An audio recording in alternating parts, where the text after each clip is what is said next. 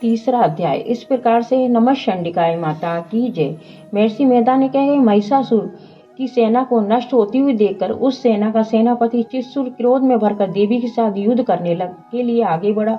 वे देवी इस प्रकार बाणों की वर्षा करने लगे मानो सुमेरु पर्वत पानी की धार बरसा रहा हो। इस प्रकार देवी ने अपने बाणों से उसके बाणों को काट डाला, उसके घोड़ों व सारथी को मार डाला, साथ ही उसके धनुष और उसकी अत्यंत ऊंची ध्वजा को भी काटकर नीचे गिरा दिया। उसका धनुष कट जाने के पश्चात उसके शरीर के अंगों को भी अपने बाणों से बीत दिया। धनुष, घोड़ों और सारथी के नष्ट हो जाने पर वह असुर ढाल और तलवार लेकर देवी की तरफ आया। उसने अपनी तीक्ष्ण धार वाली तलवार से देवी के सिंह के मस्तक पर प्रहार किया। वेग से देवी की बाईं भुजा पर वार किया, किंतु देवी की बाईं भुजा छूते ही उस दैत्य की तलवार टूटकर दो टुकड़े हो गई। इससे दैत्य ने क्रोध में भरकर शूल हाथ में ले लिया, उसे भद्रकाली देवी की ओर फेंका। देवी की और आता हुआ वे शूल आकाश से गिरते हुए सूर्य के समान प्रज्वलित हो उठा। उस शूल को अपनी ओर आते हुए देखकर देवी ने भी शूल छोड़ा और महाअसुर के शूल के 100 टुकड़े कर दिए, साथ ही महाअसुर के प्राण भी हर लिए। चिक्षुर के मरने पर देवताओं को दुख देने वाला चामर नामक दैत्य हाथी पर सवार होकर देवी से लड़ने के लिए आया और उसने हानि के साथ ही शक्ति से प्रहार किया, किंतु देवी ने हुंकार से ही उसे तोड़कर पृथ्वी पर डाल दिया। शक्ति को टूटा हुआ देखकर दैत्य ने क्रोध से लाल होकर शूल को चलाया, किंतु देवी ने उसको भी काट दिया। इतने में देवी का सिंह उछलकर हाथी के मस्तक पर सवार हो गया। दैत्य के साथ बहुत ही तीव्र युद्ध करने लगा। फिर वे दोनों लड़ते हुए हाथी पर से पृथ्वी पर आ गिरे। दोनों बड़े क्रोध से लड़ने लगे। फिर सिंह बड़े जोर से आकाश की ओर उछला और जब पृथ्वी की ओर आया तो अपने पंजे से चामर का सिर धड़ से अलग कर दिया। क्रोध से भरी हुई देवी ने शिला, वृक्ष आदि की चोटों से उद्रक को मार दिया। कराल और दांतों के मुख को और थप्पड़ों से चूर्ण कर डाला। क्रुद्ध हुई देवी ने गदा के प्रहार से उद्दत दैत्य को मार दिया। भिंदबाल ने बाष्पकाल को और बाणों से ताम्र तथा अंधक को मौत के घाट उतार दिया। तीनों नेत्रों वाली परमेश्वरी ने त्रिशूल से उग्रास से उग्रवीर महाअनु नामक राक्षसों को मार गिराया।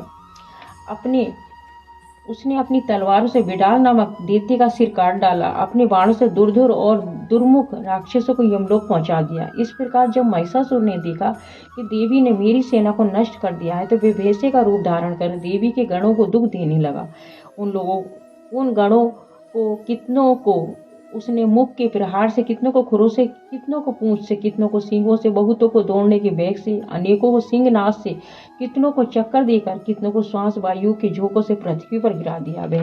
वे दैत्य इस प्रकार गणों की सेना को गिरा देवी के सिंह को मारने के लिए दौड़ा। इस पर देवी को बड़ा गुस्सा आया। उधर दैत्य भी क्रोध में भरकर धरती को खुरों से खोदने लगा, सींगों को, पर्वतों को उखाड़ उखाड़ कर धरती पर फेंकने लगा, मुख से शब्द करने लगा। महिषासुर के वेग से चक्कर देने के कारण पृथ्वी क्षुब्ध होकर पड़ने लगी।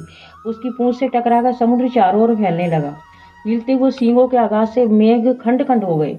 श्वास से आकाश में उड़ते हुए पर्वत फटने लगे। इस तरह से क्रोध में भरे हुए राक्षस को देखकर चंडिका को भी क्रोध आ गया और वे उसके मारने के लिए क्रोध में भर गई। देवी ने पास फेंक कर दैत्य को बांध लिया और उसने बन जाने पर दैत्य का रूप त्याग कर सिंह का रूप बना लिया। जो ही देवी उसका सिर काटने के लिए तैयार हुई, उसने पुरुष का रूप बना लिया जो कि हाथ में तलवार लिए हुए था। देवी ने तुरंत ही अपने बाणों के साथ उस पुरुष को उसकी तलवार ढाल सहित बीत डाला। इसके पश्चात वे हाथी के रूप में दिखाई देने लगा। अपनी लंबी सूंड से देवी के सिंह को खींचने लगा, गर्जने लगा। देवी ने अपनी तलवार से उसकी सूंड काट डाली। तब राक्षस ने एक बार फिर भैंसे का रूप धारण कर लिया। पहले की तरह चर अचर जीवों सहित समस्त लोकी को व्याकुल करने लगा। उसके पश्चात क्रोध में भरी हुई देवी ने बारंबार उत्तम मधुपान करने लगी, लाल लाल नेत्र करके हंसने लगी। उधर बलवीर तथा मद से कुद्र हुआ दैत्य भी गरजने लगा। अपने सिंगों से देवी पर पर्वतों को फेंकने लगा।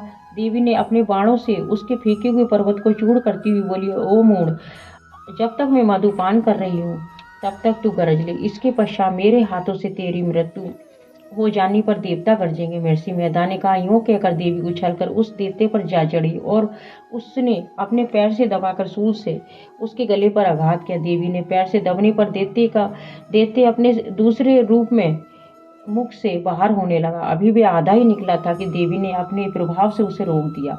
जब वे आधा निकला हुआ दैत्य युद्ध करने लगा तब देवी ने अपनी तलवार से उसका सिर काट दिया।